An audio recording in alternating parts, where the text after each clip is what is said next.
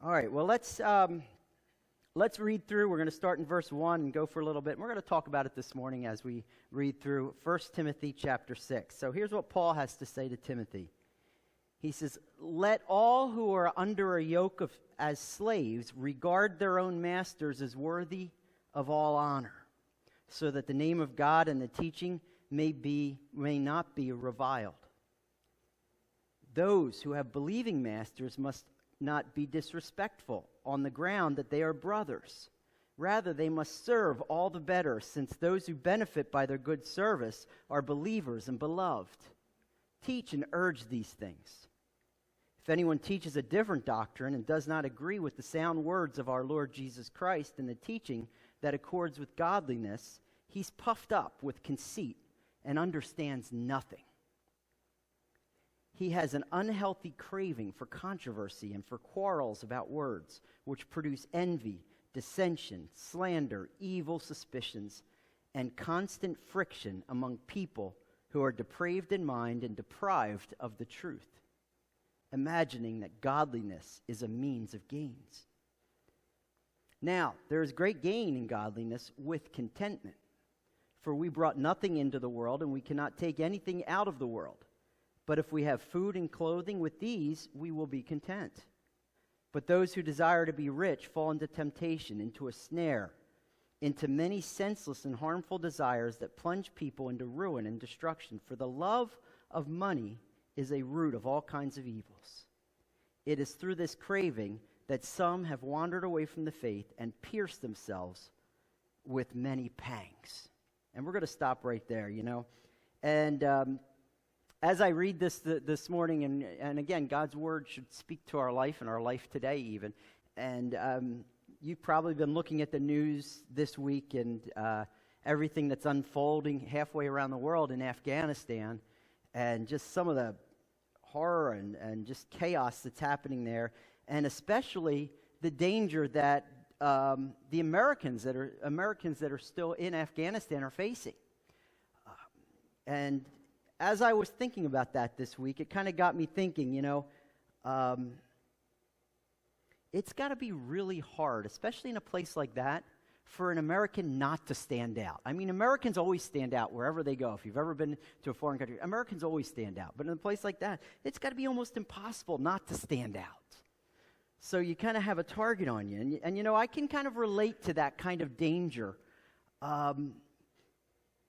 in something I kind of experienced similar to this. And it's not to the same degree, same level that they're facing. But it was 1999, and one of the pastors at a church I was at, he and I took a group of ministry students to Russia.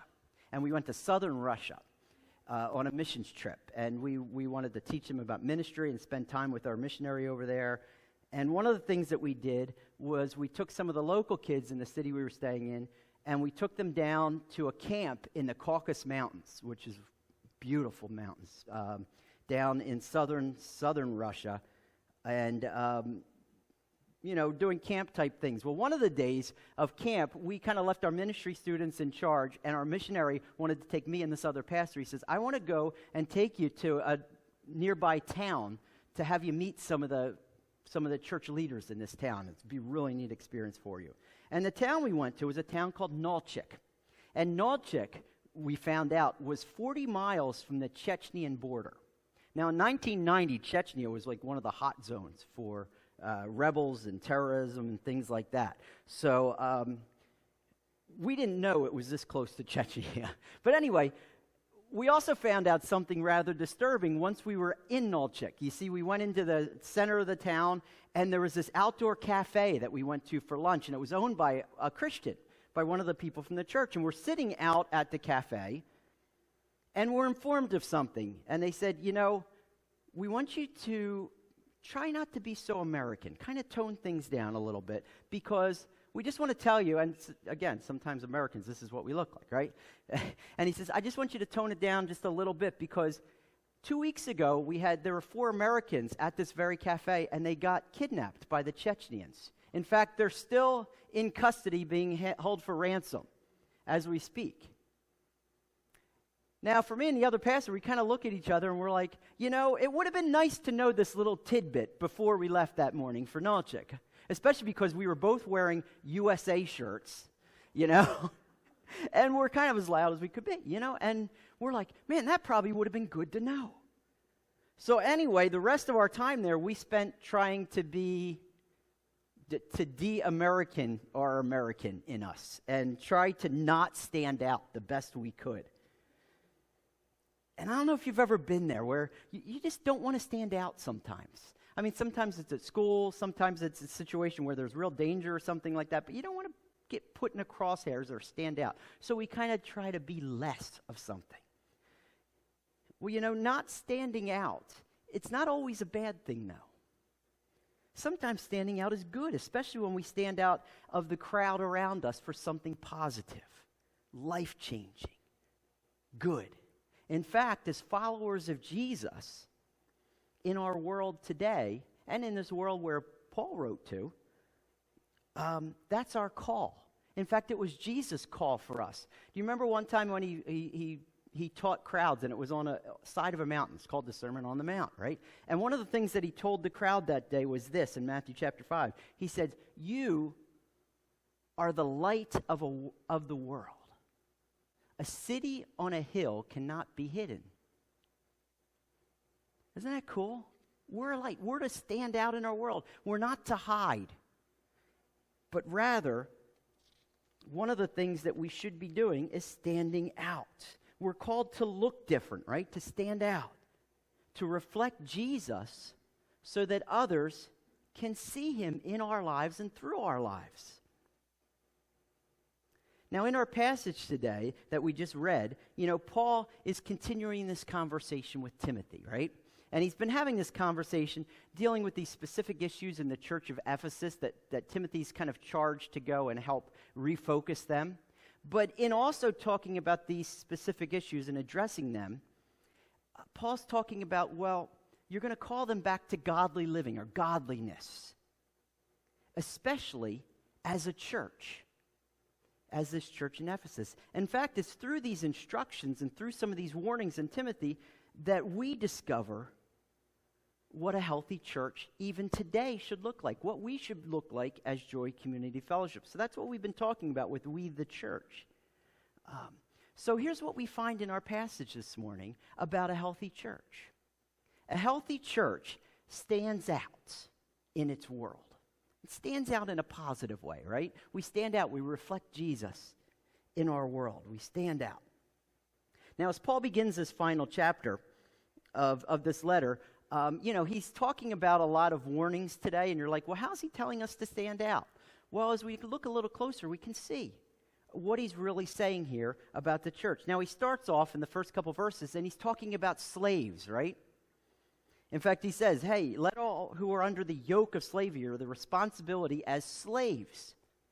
Now, as we read that from our 21st century mindset, we sit there and say, wait a minute, he's talking about slaves, but he's not railing against slavery, is he? He's not saying, hey, slavery shouldn't be, it's wrong.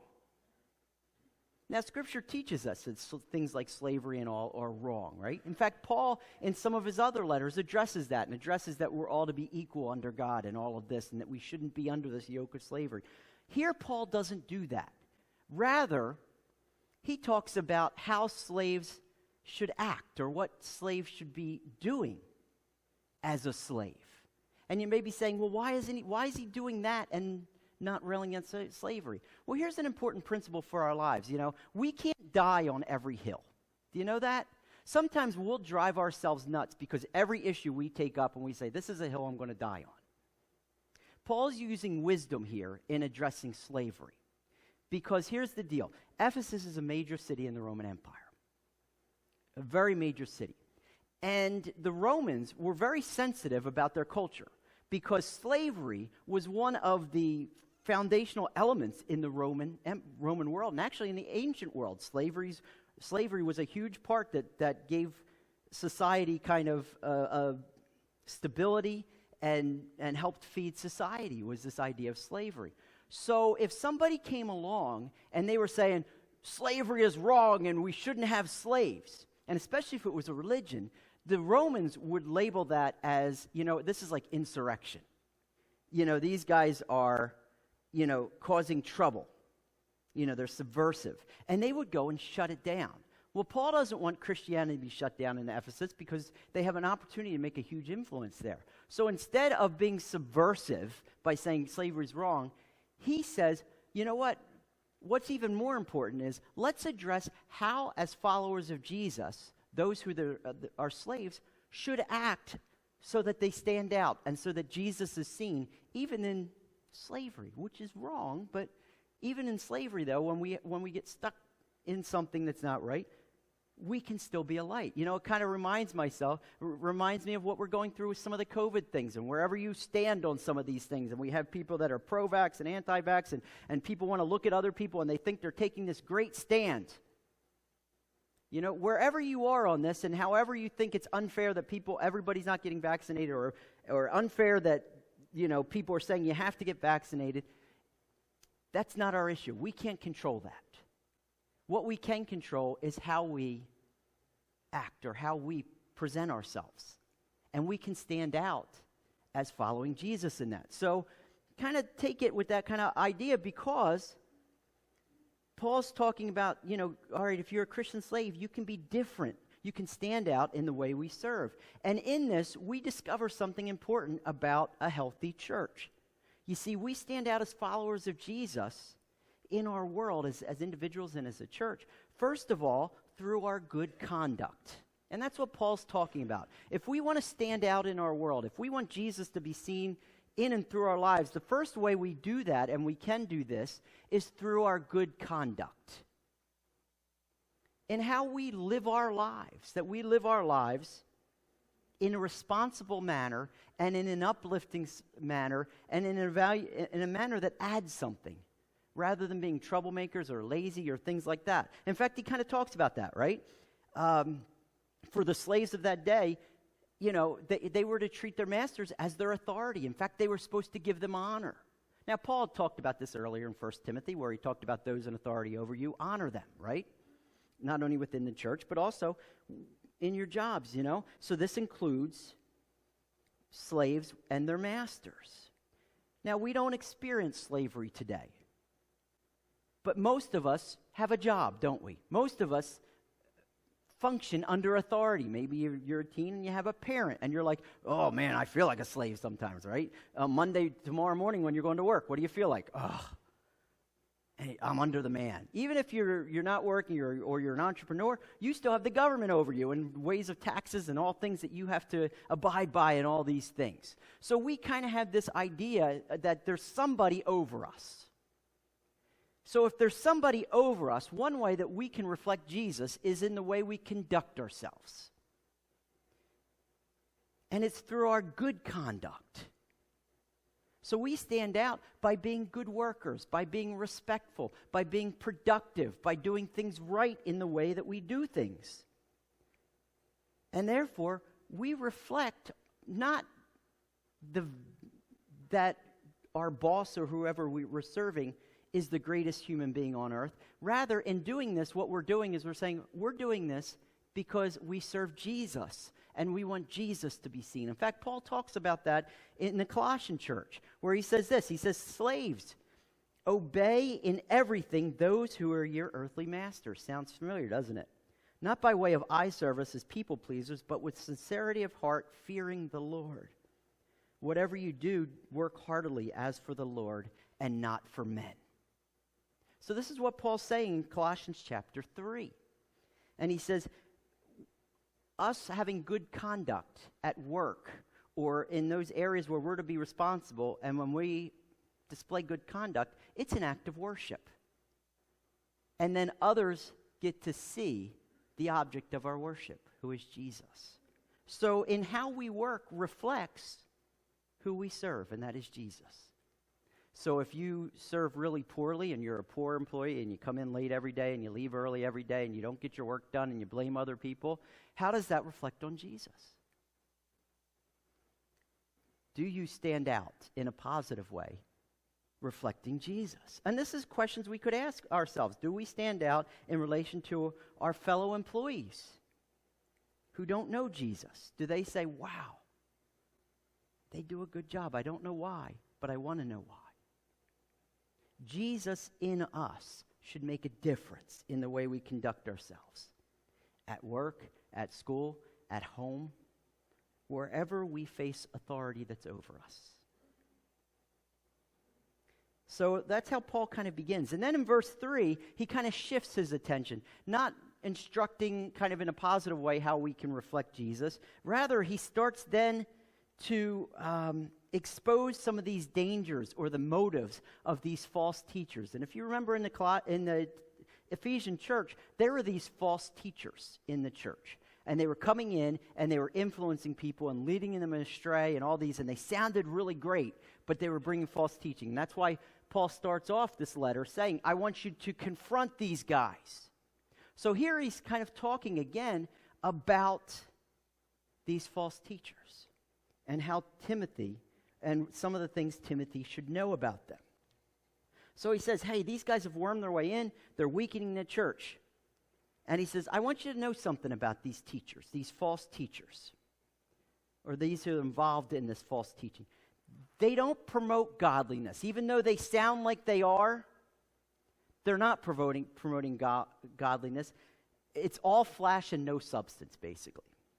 Or he says, they're conceited, they're puffed up, and they understand nothing. Thinking they understand nothing.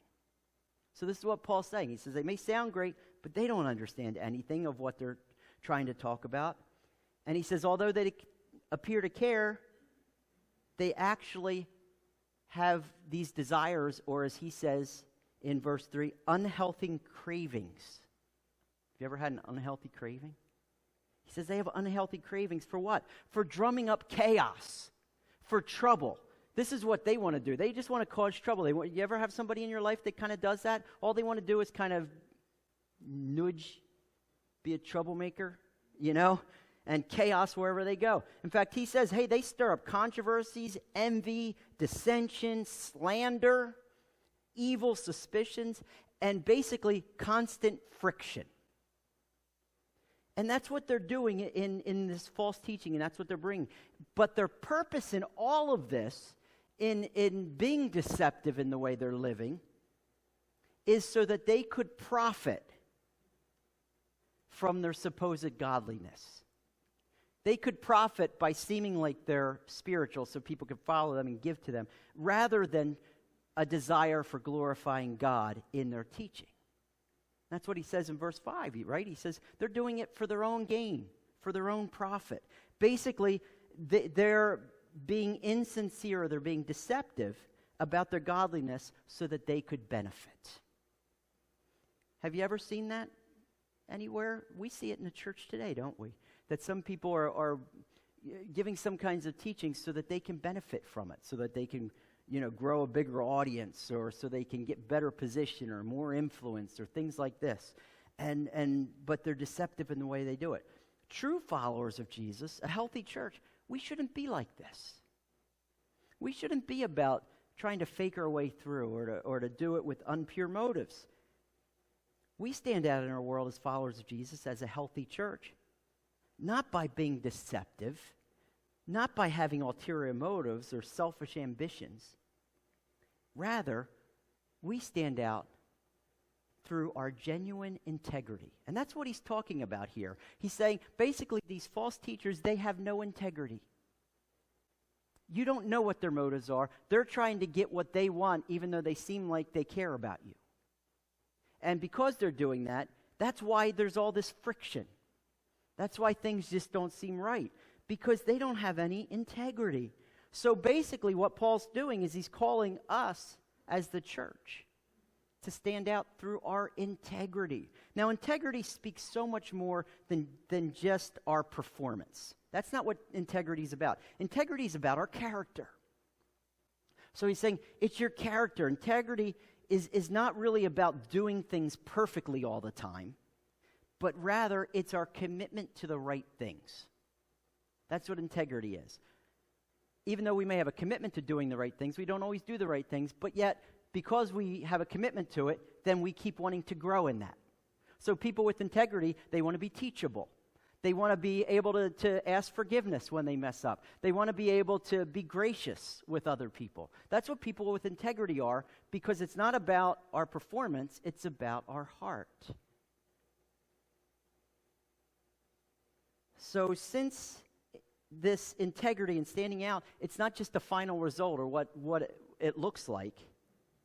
Genuine integrity is about consistently, it's more concerned with consistently seeking godliness, growing in that, taking ownership of failures, and trusting in God to improve us.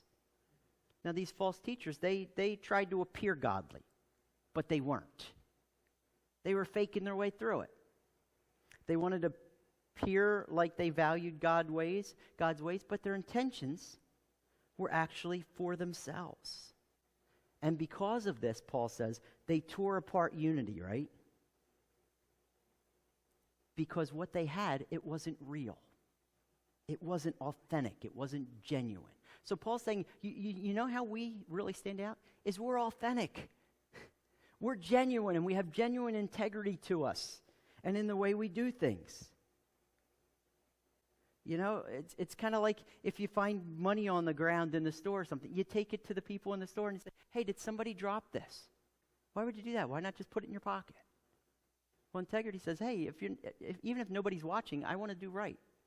Because that reflects Jesus. Why? Because we're living for Jesus, not for the eyes of people.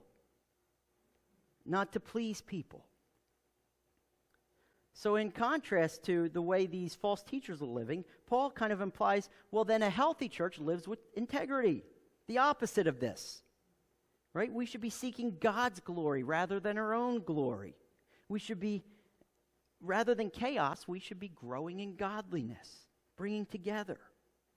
Because when that's our aim, we try to unify ourselves together. We try to unify other people that are in the same aim as us. And what that does is it frees us to work together. Because we're not working to be noticed or to compete with other people. Rather, we're working so that Jesus can be seen in our lives. So we'll do whatever we can do to do that. And this genuine integrity then, you know what it reflects? It reflects love. It reflects the love that Jesus has for us in our love for each other as we want Jesus to be seen. Isn't that what Jesus said in John chapter 13? He says, by this all people will know that you're my disciples, if you have love one for another. By our love is where Jesus is going to be seen. That's how Jesus stands out in our life, is through our integrity with each other and how we love each other. So genuine integrity helps us stand out in our world, just as much as our good conduct. And again, this integrity, it differs greatly from what these false teachers were all about. And as does what drove these false teachers in kind of living this false life. In fact, we find in verse 6, he says, this false godliness, it seeks profit. It seeks to benefit. But Paul says in verse 6, but the godliness that really has gain, godliness that is important. Because remember, Paul's talking all in Timothy about what it means to be godly and the way we treat each other and the way we live our lives. So godliness is important. But he says the godliness that's truly important is godliness with contentment. See, godliness that stands out in our world or our gain is about simple contentment. That's how we're going to stand out in our world, is through our simple contentment. You see, the false teachers in Ephesus and those that aren't godly even in our world today are never content in their own desires. Now, this is something that plagues all of us as human beings, right? We like to accumulate stuff. I don't know about you. I was just going, our front porch, the whole half of our front porch is my fishing den, I guess. But it's more of a pile because it just keeps growing. I was looking at some of my things, and I have boxes with some of my lures in it. And I have boxes that stand this high of lures. And I'm like, wow, I have so many lures. And yet I go out fishing, and I'll use 3 lures. And you're just like, what am I doing? But yet I watch a YouTube video, and somebody brings out a new technique, and you know what I say? I have to have that. So I'm online looking at where it is and where I can buy that so I can get more. And I'm sure you see that in your own life, right?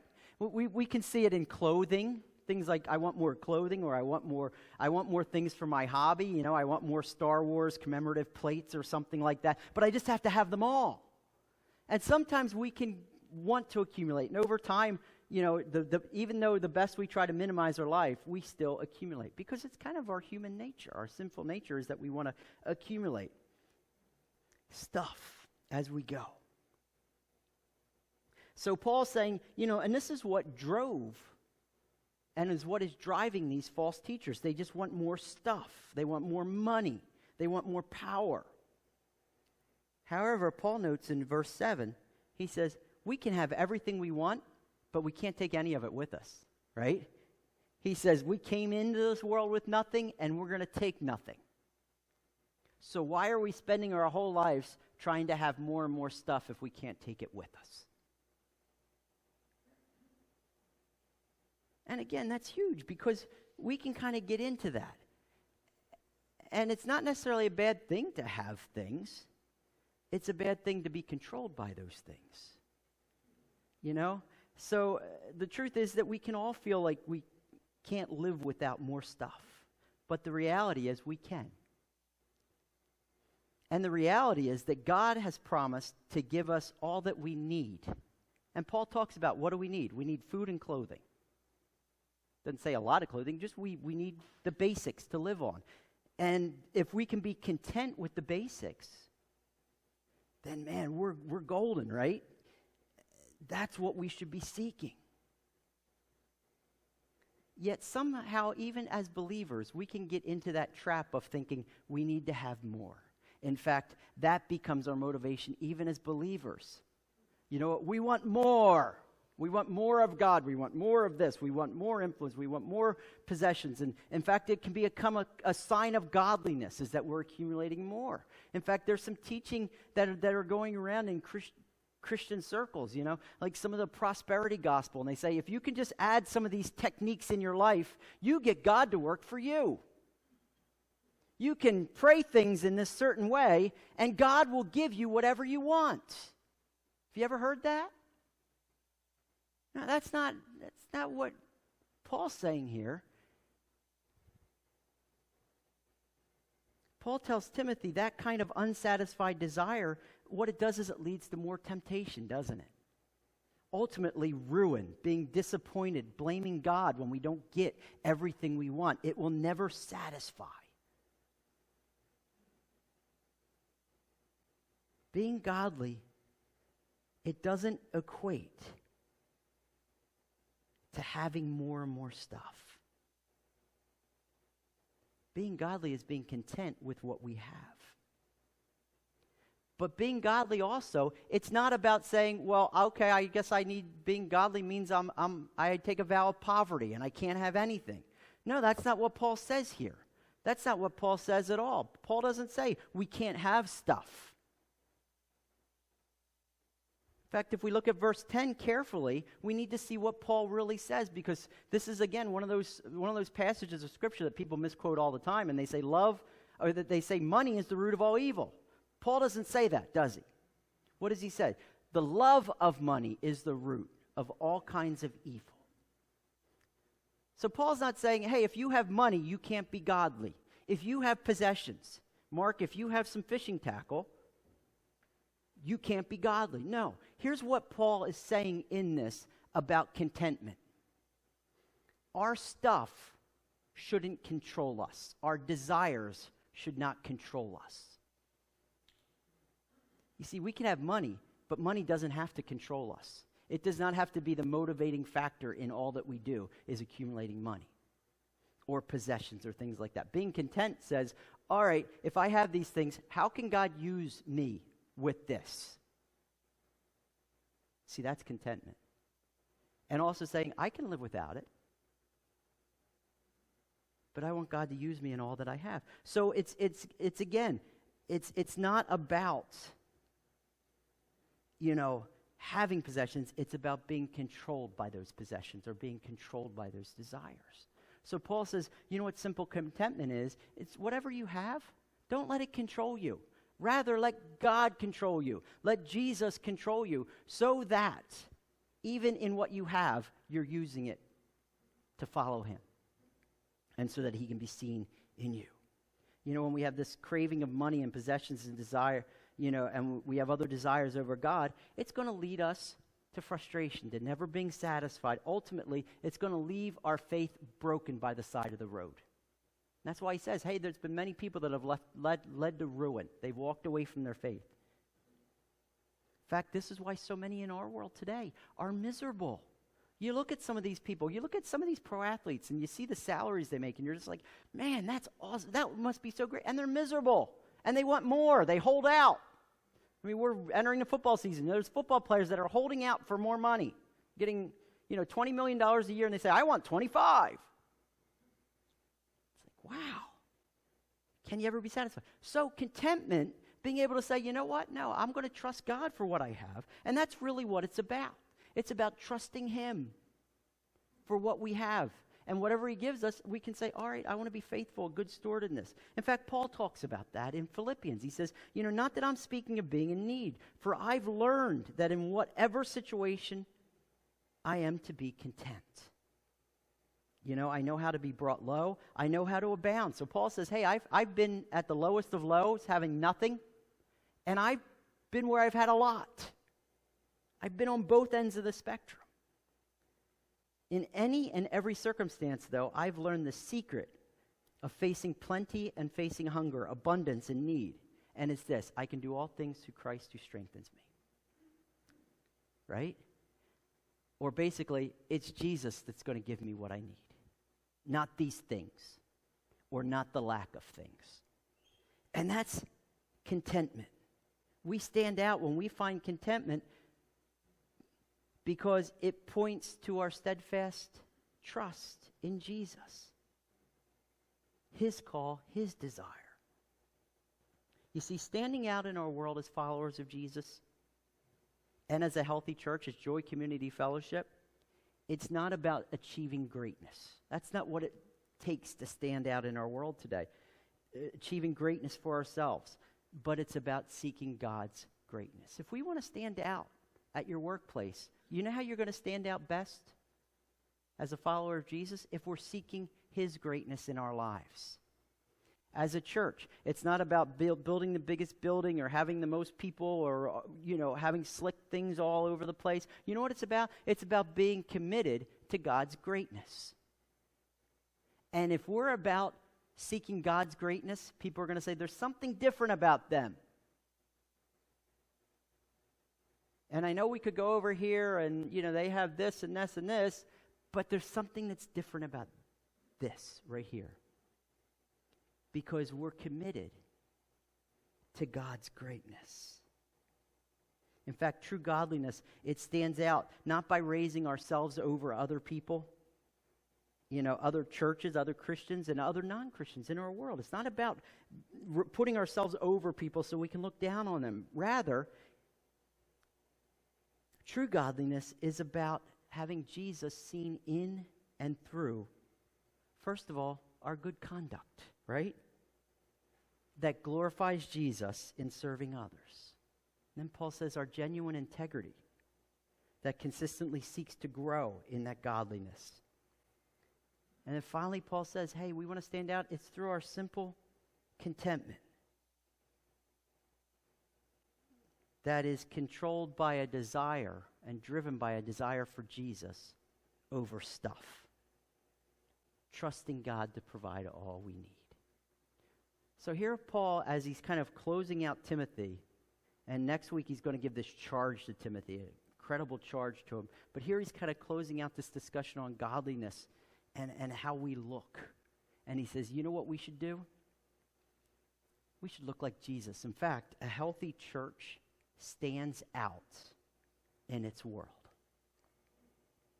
It does this not through performance, but by our unswerving commitment and trust in Jesus. Are we seen by others? And Jesus is seen by others. So that's our call this morning. Stand out. Stand out so Jesus can be seen in us.